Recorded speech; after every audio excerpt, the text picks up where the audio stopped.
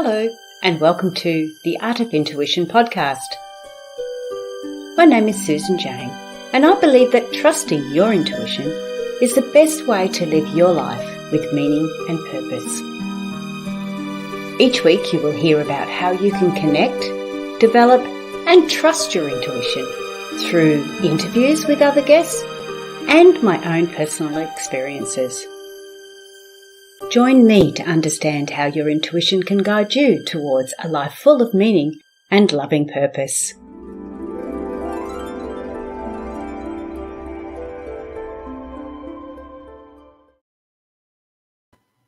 Hello and welcome to the Art of Intuition podcast. I am Susan Jane, your host for the podcast, and today we are talking to a very, very special lady.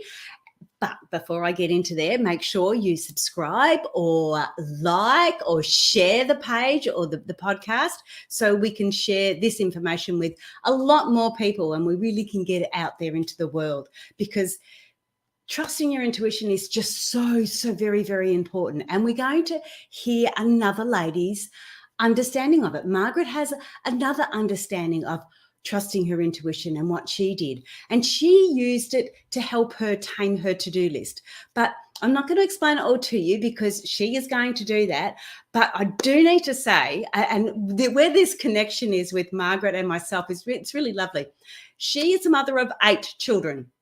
I am one of 8 children too. So I have this sort of a connection, and I can distinctly remember watching my mum running around almost like a crazy woman. Well, she would have been a crazy woman having 8 kids. So understanding how we can really hone in and work out our to-do list and still live a little bit of a, on life, still be relaxed, still have time for ourselves. But that's enough for me talking. I want to introduce you to Margaret. Hi, Margaret. How you going? Hi, Susan. So happy to be here. All these miles away. I love technology. Yes, I know, because I'm in Australia and you're in Florida, USA. Whoa, Florida. Cool. So you cop a lot of those cyclones and stuff like we do, because I'm in Queensland, the northern side of Australia. So we cop a lot of those cyclones and stuff too. Yeah. Okay. So next time I hear anything like that, at least I can go, I know somebody there. I hope they're all right. What do they say about that? It's like being stalked by a turtle. They just started on. Like next week sometime that thing's going to hit. Yep. Oh, yeah. Oh, dear. All right. So we're talking about taming our to-do list, and that is so we can live a life of purpose, because we do get caught up in all that. I've got to do this. I've got to do this. I've got to do this. And we can get so involved in all of that we forget who we are and what we are and our life purpose. But I really started that wrong, because first of all, I want to know about you. Apart from living in Florida, how did you get to where you are now?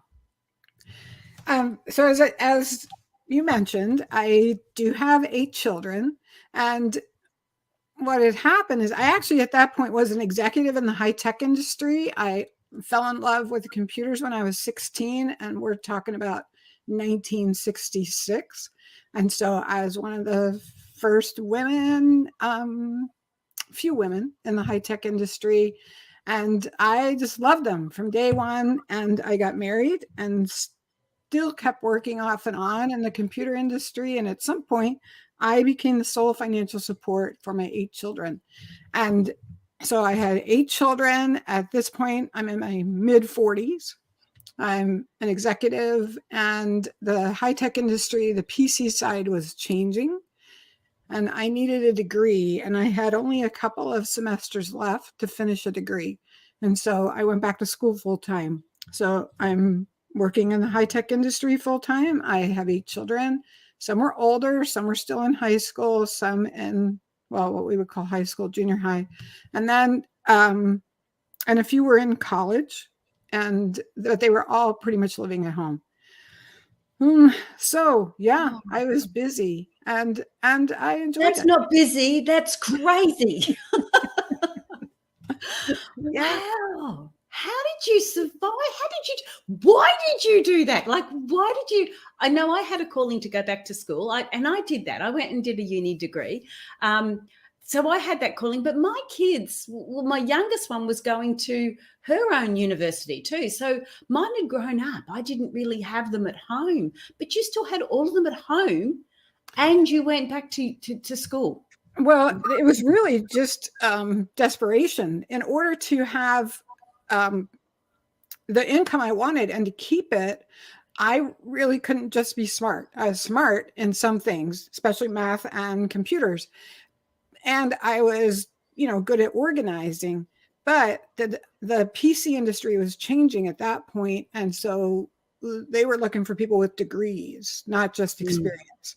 And I thought, if I want to stay at the level I'm at, I'm going to have that degree. And how long can it take? I mean, it was 2 semesters. Like, how we say to ourselves, how hard could that be? And I was about to find out. So that's right. Yeah. And we do that, don't we? We think, oh, yeah, I've got a bit of time now because the wheels aren't falling off at the moment. So I've got time. And then all of a sudden you take on a bit more stuff and then the wheels start to wobble and it's like, oh, what do I have to do to survive or to keep going? And I understand exactly what you're saying about going back to have that degree, because that's exactly how I felt.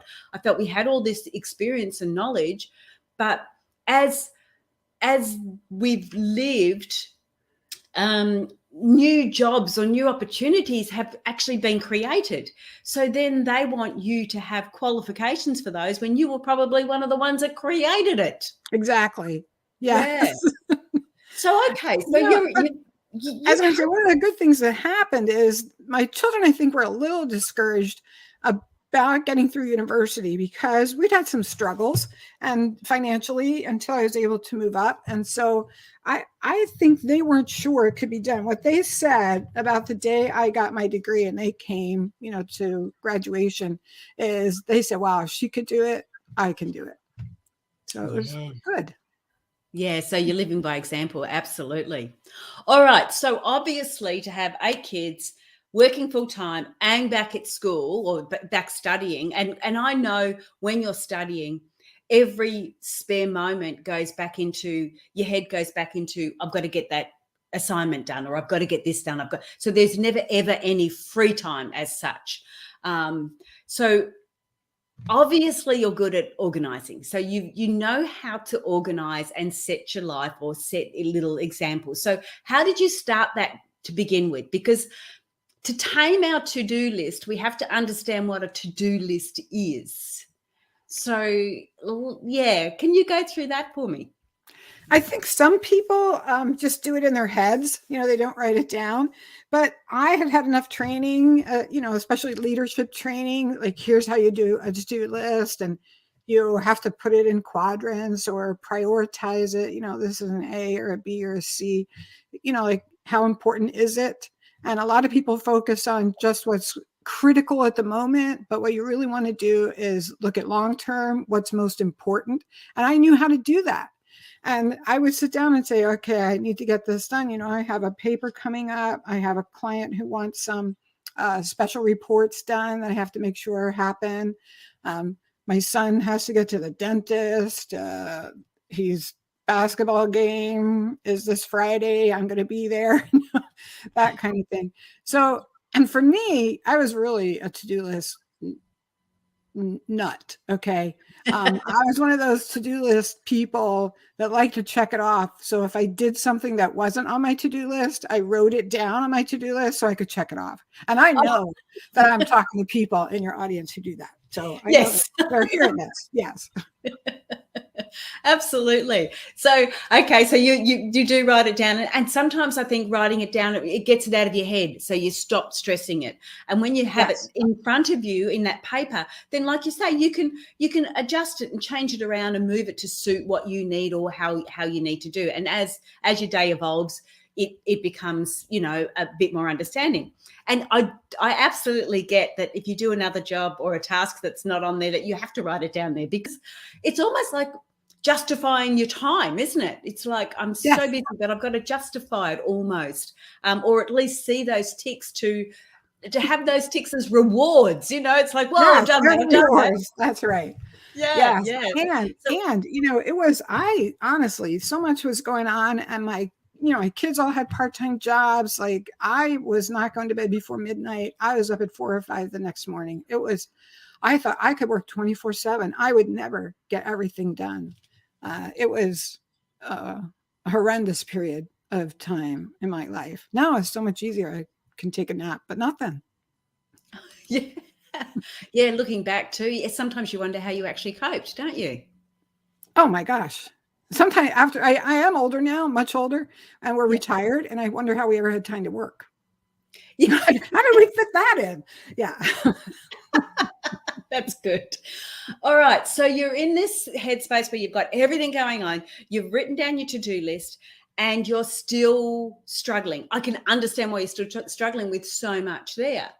But we're talking about taming our to-do list.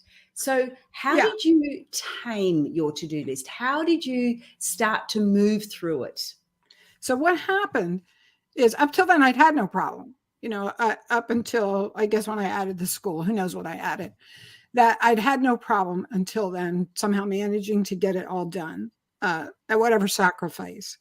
But not only was I not getting it all done, even the things I thought were the highest priority, when I did do it, often it turned out I didn't need to. Like, I would show up with a paper and to my class at university, and there'd be a sign on the door that said, "Oh, the professor's sick. He'll see you Friday. So paper's not going to be due till Friday." And I think, well, I could have, worked on that paper later. I could have used this time for something else. Or I'd go to the client site and the client would be, "Oh, we've completely changed the specs for what we're going to do now. So, we'll pay for what's been done, but still, we don't need that." And I would think, if I could only see the future, so I would know what really needs to get done, I could be doing the right thing. Now, I know for a lot of people, I call the voice I'm listening to in my head the voice of the divine. I know some people just consider it an intuition, a sense. That's what they call it, which is what I know you refer to it as. And I am happy to call it that. But all I thought was, whoever that is, whatever that is, it knows the future.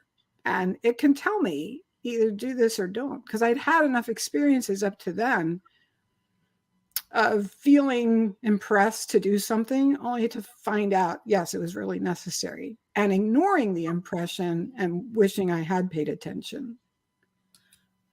So what I'm calling intuition, you're referring to as God, because Margaret's got a Christian background, so we can use that terminology. That's fine.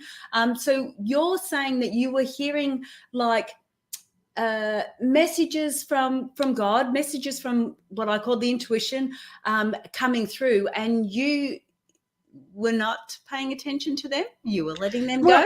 I had listened, but I had never been really specific. So that's the thing I feel about from a Christian background is you have your choice, and he's not going to step up and take over unless you ask him to.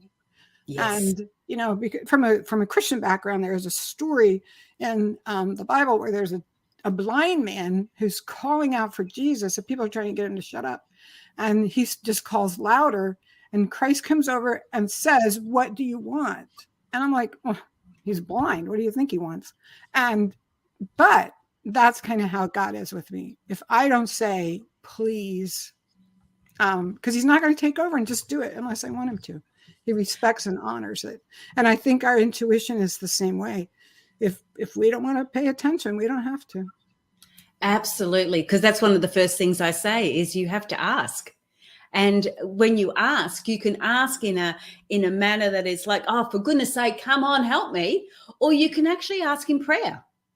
Yes. So it's just asking, and asking allows you to be open to receiving, because if you don't ask, and that to me was all about free will, and that's where you don't get stuff shoved at you. You ask, and the free will allows you to receive it. So yeah, I'm following you. I know where you're going. Before we go any further though, I just want to make sure that everyone knows, because it is a podcast, not just the videos.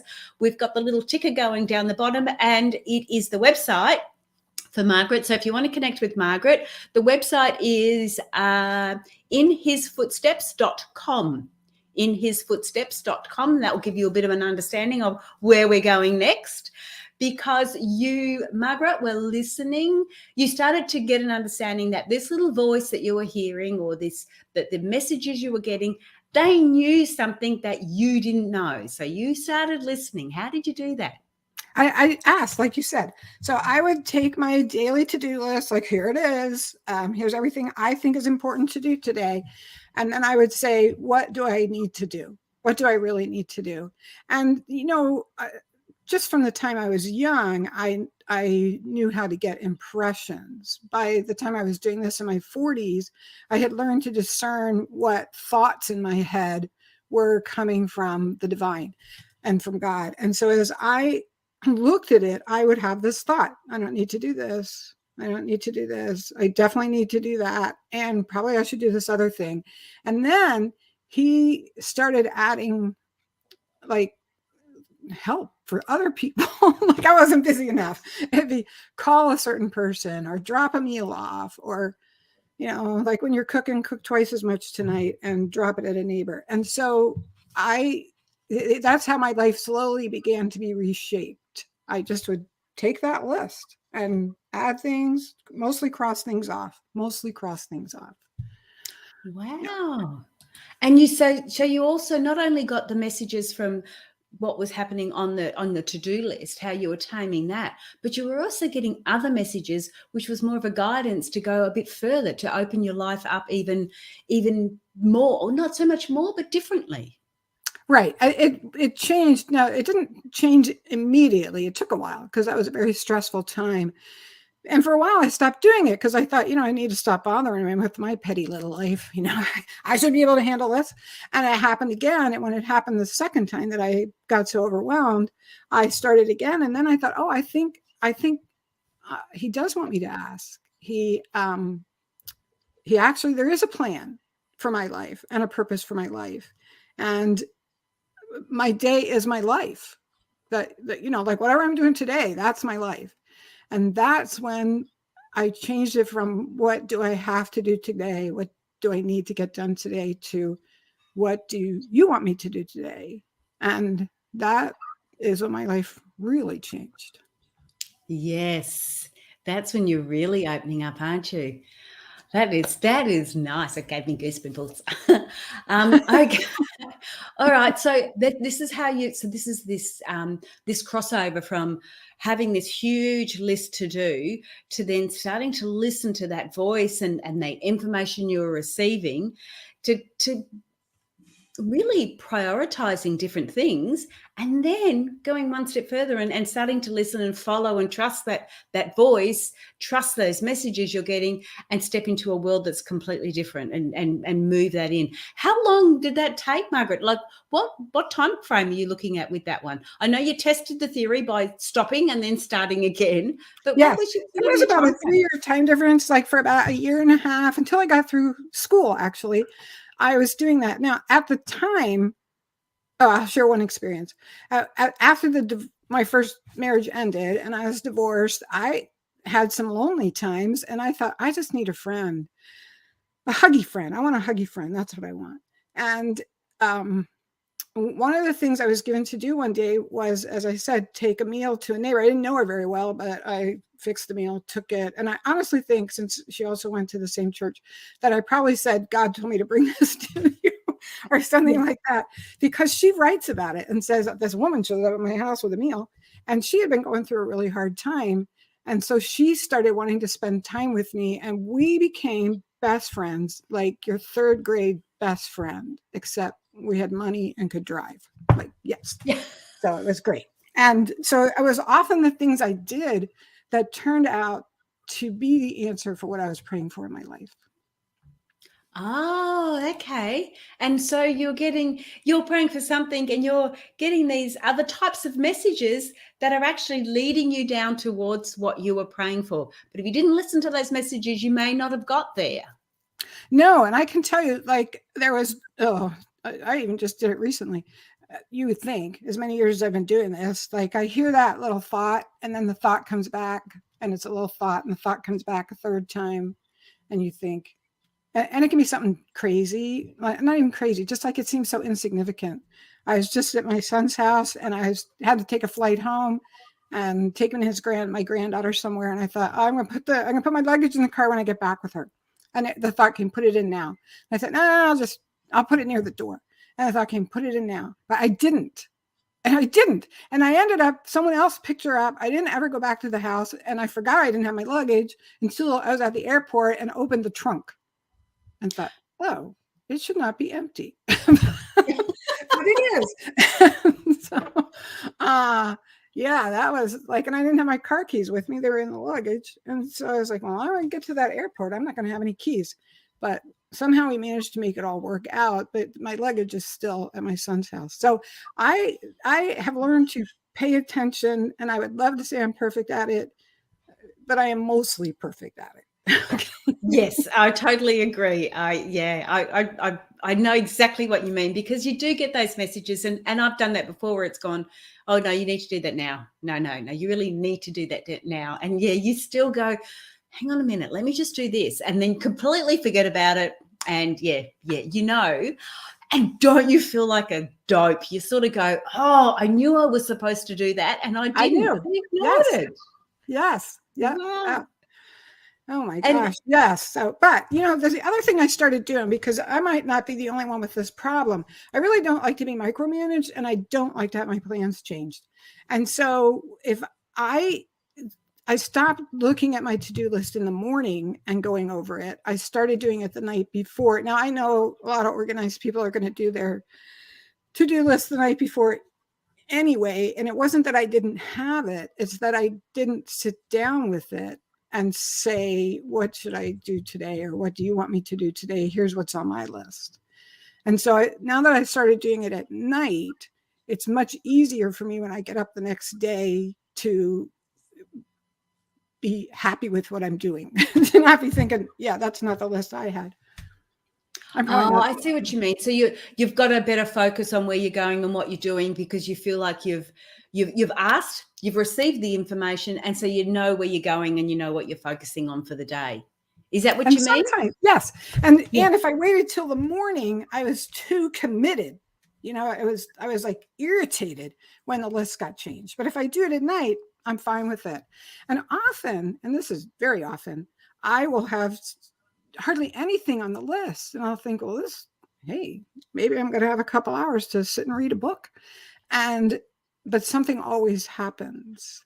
So it was like, oh my gosh, I'm glad I didn't fill all that time up, because I needed it for what just happened. Yes. We had a friend whose brother just died. And so we're like, oh, I'm glad I have a couple hours. I can run to see her. I can stop and pick up some food to bring to her. This is kind of funny. Have you ever seen those spiral hams that they wrap like in gold foil? The spiral hands? Hams, HAMS, as a ham. Yeah. So we're not eating meat right now, but so it's like a big ham. And I always feel like, oh, if someone just died, you have to bring them a ham, right? So they can make ham sandwiches. And so we get this big ham, and it's actually wrapped in gold foil, and then with this stringy thing around it, right? And as we're walking out of the store, this little girl says, I've never seen a piece of chocolate that big before.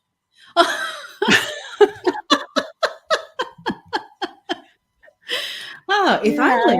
Yeah, and you still haven't. But you know what?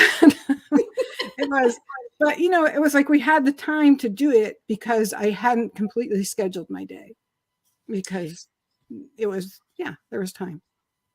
Yes, and that makes a difference too, doesn't it? So we allow ourselves.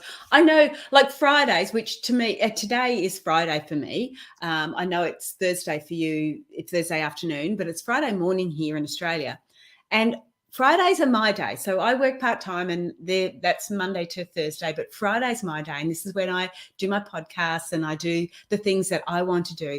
And it's funny, I've started to really catch up on everything. My to-do list is actually decreased, a lot. And I just really look forward to Fridays, because apart from an interview maybe in the morning, or, a few other things that I've got to do, I've sort of got the day off, and I can go, oh, I want to do this, or I want to do that.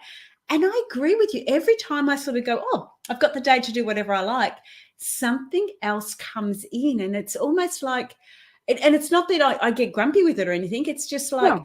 oh, I'm glad I've got the time. I've got the space to do that. You know, it's really nice not being overloaded all the time. Yes. Yeah. Yes. And that's the first thing that happened. The first thing that happened when I started just doing what God told me to do back when I was going to school full time and, working in the computer industry and had the children at home. And at that point was, as I said, going to sleep at midnight and getting up at 4 a.m.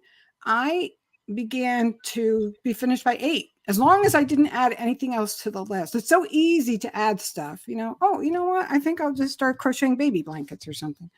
Like who knows what you've decided. And I don't. I just did what was on the list. I was done every night by 8 o'clock and didn't have to get up till 6. I was just, wow, I'm just living this life. And somehow it all got done. All the important things that got done. The things that were on my list that I felt like I shouldn't do turned out never, ever needed to be done. Wow. That I find really interesting. Yeah, because you don't realize how much we put in our head and think we need to do when we don't need to. So I would just want to go back over this. Oh, hang on. There's also, if you want to jump onto, I'll show you this little one too. Margaret has a monthly newsletter that comes out, and you can put your email down and everything else. You can apply for it. No, subscribe. That's the word I'm thinking of. Subscribe for it at inhisfootsteps.com. So at the website, you can find it there. So there's a monthly newsletter there that you can subscribe to. Now, I like to say, I only do it once a month, and it has stories. It just has stories kind of like this. Oh, here's a thought, and here's a story that goes along with it that explains it. Like I have one that was called The Right Question. I was griping because I had to do all this cooking. And my husband is older, kind of a different time frame. And, that's my job, right? Now he'll help if I ask him, but I was kind of griping to God because that's who I gripe to. And, like, how come I have to doodle? We're both retired. And he said, well, first of all, you don't, because, whenever you ask him to help, he does. That's number one. And the second thing is you are asking the wrong question. What do you mean? He said, well, you're always asking, how much is this putting me out? And I thought, I'll give you that one. I ask that one all the time. Like, if I have to give up doing this to go help someone with something, how much is it putting me out? I do think like that. I hope I'm not the only person. And so I thought, okay, well, then what's the right question? And he said, the right question is, if you do this, how much will it make this other person feel loved? Oh, that's flipping it, isn't it? Yeah. And I thought back through. So that's the kind of things I'll put in the newsletter, stories like that. Yeah. Oh, that's really interesting. I like that. Okay, so that's the month. Yeah, and in hisfootsteps.com, you'll find that. You can sign up for that, subscribe to that monthly newsletter. Now, the other thing. So, what I was sort of looking at when you were talking about this, because what you've achieved now in taming your to-do list, you've actually achieved a life of purpose, or you've achieved a life that you feel is on purpose, which is ideal, especially if you are asking God, that you're definitely on the right track, unless you're asking the wrong questions, which we just found out then. Okay. Which we're allowed to do.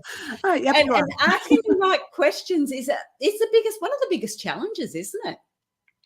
So it's interesting because what I found is I can ask follow-up questions. Oh, I had a thought of what I was going to say at that point, but now I've forgotten it. But we'll just make up a true story. But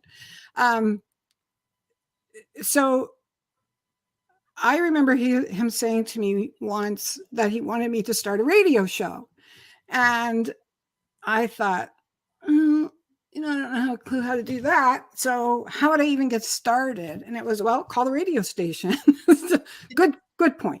And so I did. And then it was, I kind of know how to edit audio, but not really good at it. And it was, call this person. And so I got step by step taken from, here's where I want you to go, how to get from here to there. And I think even people who just say, well, I just had an impression I should do this. I think you can ask that same question. Well, what's step one? Because I don't even know how to do step one. Yes. Okay. I sort of didn't look at it that way either. That's really interesting, because I would have gone, okay, what do I need to do? And it's like, well, like you say, mine was, start a podcast. It was like, okay. And it was, I then went in and did all the research and did all the action, and I went through it all. I think probably 6 months I sat there and went, don't really want to do this. Don't know whether I can do this. My biggest thing was with the podcast, my biggest thing was the commitment. When I say I'm going to do something, when I commit to something, I commit 100%. That's it. Yeah. And if I said I'm going to do a weekly podcast, I will do a weekly podcast. There you go. And so, it took me like 6 months before I was ready to say, okay, I'm going to do it.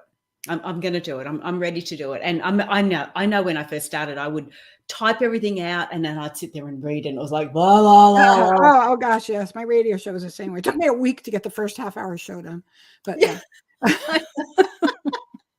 So where's your radio show? Like, that's locally in Well, Florida? I only did that for a year and a half, and I did post it on iTunes, and that was like, oh my gosh, I don't know. It was like 8 years ago that I did it for a year and a half. Mm-hmm. And I think I have links to all of them on my website, on my blog. There's a place that'll say shows or something. Yeah, it was interesting because mostly I was hitting retirement age, and I knew most of the baby boomers were heading that way. And I thought, we're so healthy. What are we going to be doing with this last 20 years of our lives? And a lot of us who in the 60s and 70s, I was like, live the passion of your 60s in your 60s. Like, you're here now, you have time. A lot of you are financially okay. And so now's the time to go out and remake the world. Like, now's the time to go out and be visiting people in the prisons and getting prison rehabilitation programs started. Or now's the time to, go help build houses for Habitat, just something. And so the radio show was all about talking to people who were doing things like that. Oh, okay. And it's true, because I feel that it's, of course it's true because you've got the show, but what I'm trying to say is I feel that when with the age aspect, when we do get into the 60s, we do start to go, well, hang on, it's not just about me. Yes, I've got a good life. Yes, I'm feeling happy. Yes, I'm content. I've got a bit of money. I've got a bit of freedom, a bit of time. And I can start to look at the greater community and put that out there and start to evolve yourself more with the bigger community. So that would have been quite interesting. And you ran it for a year and a half, did you? Right. And then once I was actually had a couple more shows lined up, and it was, okay, stop. All right, I'm stopping. And it's interesting because I'm the sort of person who, if I'm told something like that, like with you, with your podcast, you're in it 100%. I'm like, so I'm going to become, the next Good Morning America show, or just, I don't know what, Yeah.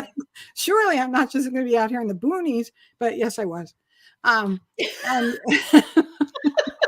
yep, know how you feel. Yeah. Absolutely. Yeah, you sort of start it and you sort of think, well, okay, like I'm, maybe I'm supposed to grow it. Like, what's the next level? What's the next level? Yeah, no. And I think a lot of it's our learning, and it's when you're talking about it before, it's taking those steps to get to where we need to be. And I need to be, I've always wanted to talk publicly, but I do a lot of ums and ahs, and I've done a bit of training and everything else, but I didn't feel confident in talking about intuition and spirituality and all that sort of thing, mainly because I didn't grow up with it with my family. So I sort of stood out there. So for me to be able to talk, it was very, very challenging. The podcast has allowed me to talk. The podcast is so intimate, and yet so people can hear it. Yes, so you're talking to many, many, but it feels like you're only talking to one. Exactly, and it makes a huge difference. It's allowed me to find my voice and say what I want to say, or what I am guided to say in my way, and I can connect with people on a different level. And if I'm doing it wrong, no one's telling me that yet. Doing a podcast, I'm That's not getting funny. the feedback saying, oh, you made a mistake the other day. It's like, well, guess Yeah, what? okay, that happens. Well, who was it? Oh my gosh, Julia Child. She was that cook, the cooking show.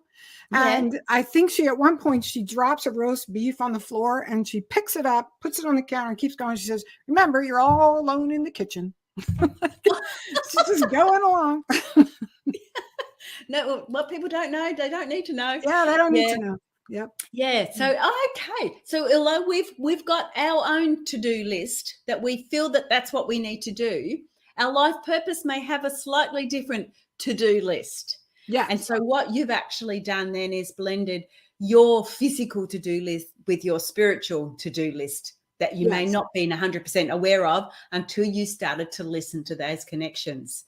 And then and then it's all gone forward there. But again, the other thing I found, and like we're talking about with the podcast and with your radio station, you're sometimes directed or guided to do things that you just don't expect. It's just not on your to-do list. No, you never would have thought of it. And then it turns out you enjoy it. It really is you. It's as if, you didn't know you could do this. There you are. And you like it. So that's, to me, was the best part. I like to say I was given the most beautiful life. I never even knew I wanted until I had it. Yes. Yeah. And you didn't know the learnings in it and what was part of it. It's funny, Margaret, but I've only just, because of the podcast, I'm just about on we're up to our 104th edition, or 100. Wow. This is the 104th one. And so I've been running it for, that's 2 years, isn't it? Yeah. Yeah, that's 2 years. 2 years. So, 2 years celebration. Woohoo, look at us. Time for the cake. But I had no idea I would enjoy it as much as I do. I really didn't. Right. And if I had pursued, say, public speaking 2 years ago, COVID hit. And that just all stopped. Oh my gosh, yes. Absolutely. See how great that is? Yeah. Yes. So it's because you listened and you did it. Even though you didn't know how to do it, you did it. Yes. Yeah. And I love it. And the people I've met have just been amazing. I'm just in awe. It is so exciting and so good to be here. And so I'm really pleased that I have to be honest, I don't think I've tamed my to-do list as well as you have. I'm getting better though. Yep. Yeah. And I actually like the idea of writing it down, because I was a bit of a head one. I do the calendar. That's my sort of to-do list, is the calendar. But yes, I'm going to be a little bit more open-minded on it, and I'm going to go, okay, do I need to do that? Is that important? And start to get a better understanding of it, because sometimes I feel like when our to-do list gets above us, it gets a little bit overbearing, we start to stagnate. We start to almost tread water, don't we? Right. And we're not enjoying our life if there's too much on it. Right. Yeah. Yeah. So by doing what you've suggested and you've guided us with today, it's allowed us to take that to-do list, get a better understanding of it, listen to the voices we're getting, listen to those messages we're receiving, however we receive it, but start to listen to it and take them on board. And you know what? When I think about that, that's a terrific way of developing your intuition as well. It's a terrific way of developing the if it's God you want to be talking to, it's a great way of really opening up that channel, isn't it? Yes. And like I said, you really learn to trust it. Like, oh my gosh, once like when I didn't listen, I wish I had. And once I can remember making out my to-do list, and I always do the orders back then, because we were selling stuff over the internet, and Monday morning was a big day for the orders. And so I just would put that down, do the orders, and then the rest of the stuff. And that day I felt God say, yeah, don't do the orders. And I thought, you know what? Let me tell you, I always do the orders Monday morning, because I tell people I'm shipping next business day. This is next business day, and I'm shipping. And, but it was a holiday and the post office was closed.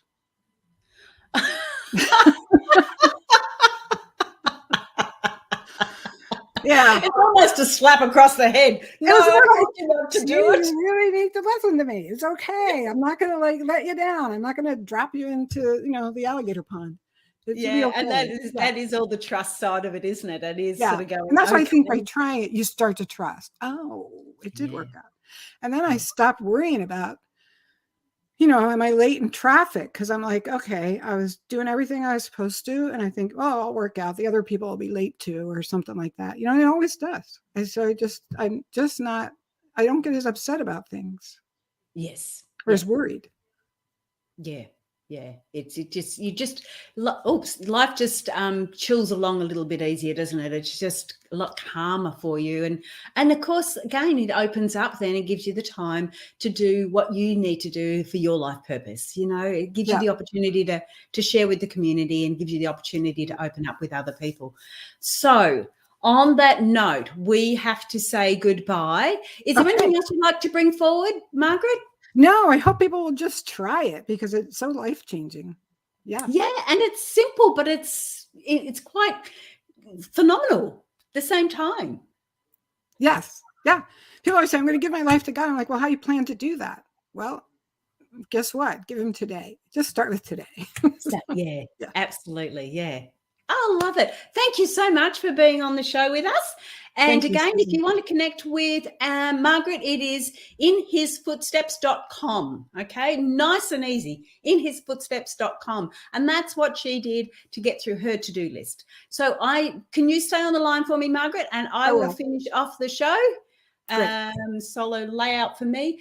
So that was really good. And what I really liked, it gives you a concrete understanding of how you can take a to-do list, a physical activity that you need to do and and allow that spiritual side to come through, allow the God side to come through, allow the intuition, whatever it is you want to call it, allow that side to come through and guide you to where you need to go, not necessarily where you think you need to go, because that's what we often do, feel like we need to be there and we don't actually need to, as Margaret did explain to us.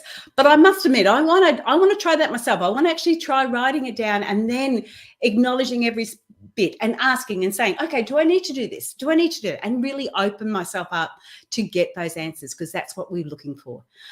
So that is it for the show. Remember to subscribe, like, share the podcast or the YouTube show to your friends. The other thing I wanted to say is I have got an online course available now, which is all the tools to develop. No, it's not all the tools. Sorry, I do apologize there, because this was a tool. This is another tool to help you develop your intuition and really connect.